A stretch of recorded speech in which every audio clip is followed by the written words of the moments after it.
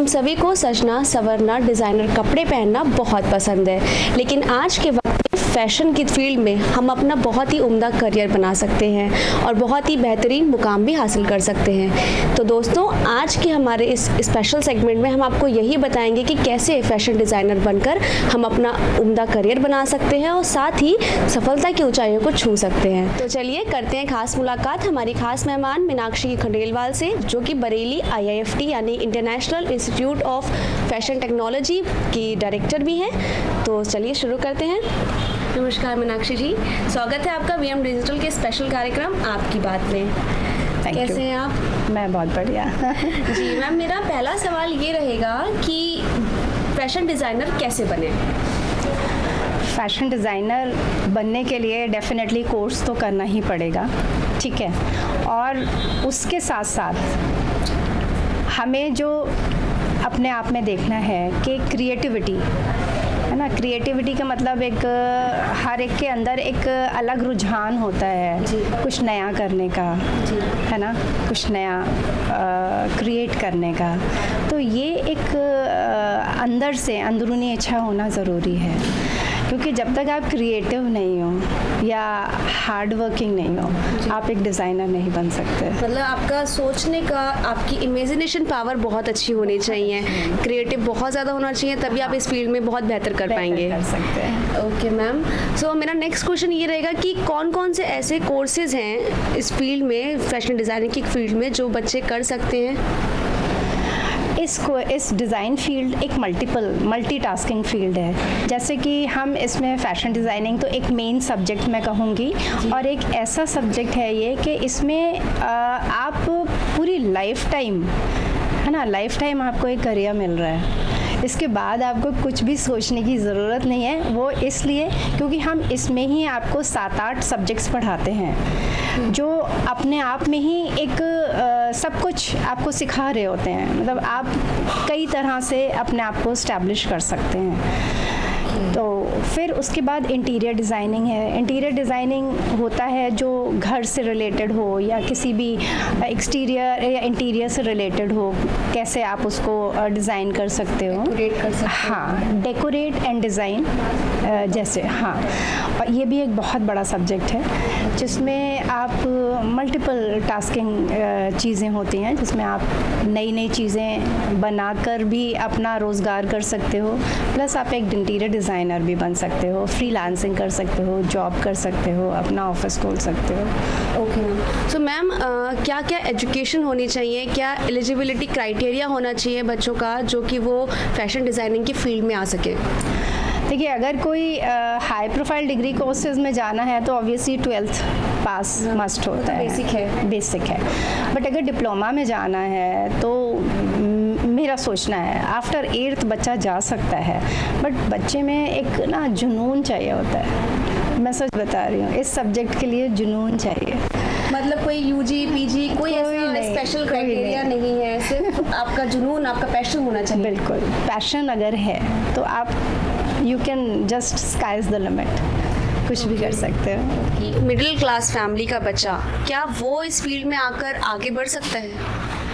हाँ, क्यों नहीं, मतलब वाई नॉट। मिडिल क्लास क्यों, लोअर मिडिल क्लास भी, एनी क्लास, इसमें कोई क्लास का क्राइटेरिया नहीं है।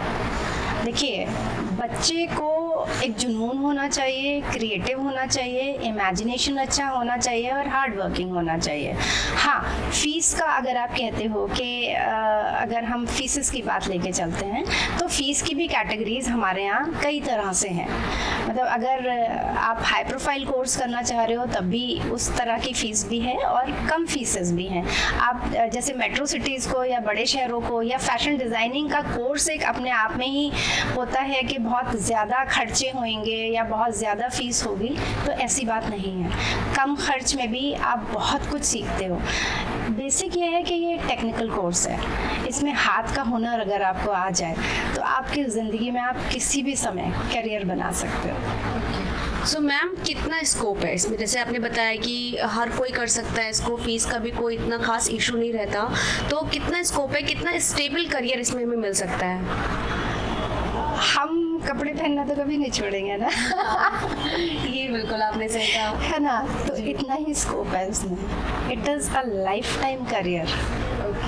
मतलब मैं तो सजेस्ट करूँगी कि कोई भी, जैसे कई बार ना लोगों को अभी भी बरेली में मतलब this is been like struggle ही कर रहे हैं हम लोग, डिज़ाइन लाइन को बहुत अंडर एस्टिमेट करके चलते हैं। उन्हें लगता है अरे ये तो दर्जीगिरी है या मॉडलिंग है या इस तरह की चीज़ों से इसको रिलेट करते हैं, बट ये नहीं सोचते कि हम दिन रात जो 20 जोड़ी 50 जोड़ी कपड़े हम सबके पास होते हैं वो डिज़ाइनर्स ही बनाते हैं ना। हाँ बिल्कुल, बेसिक तो वहीं से ही है। बेसिक वहीं से है।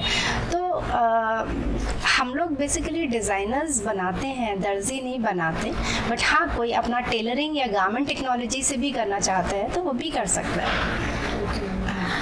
अच्छा, अब मैं आपसे पूछना चाहूँगी कि आप इस फील्ड में कैसे आए और कैसा रहा आपका अब तक का पूरा सफ़र? मेरे को भी देखिए शुरू से एक होता है सब में कुछ करने का, तो right from the beginning I was career oriented मतलब कि कुछ करना था, सिर्फ घर में ही रह के नहीं रहना था। और आई थिंक हर एक को होना चाहिए, इतना तो होना चाहिए कि अब जब आप आए हो दुनिया में तो कुछ तो करके जाओ ना। ऐसे तो नहीं कि जी आए और चले गए किसी ने नोटिस भी नहीं किया। तो था थोड़ा सा जुनून था कुछ काम करने का, हार्ड बहुत मेहनत करी है और इतना इजी नहीं था इस मेन ओरिएंटेड सोसाइटी में अपने आप को इस्टेब्लिश करना।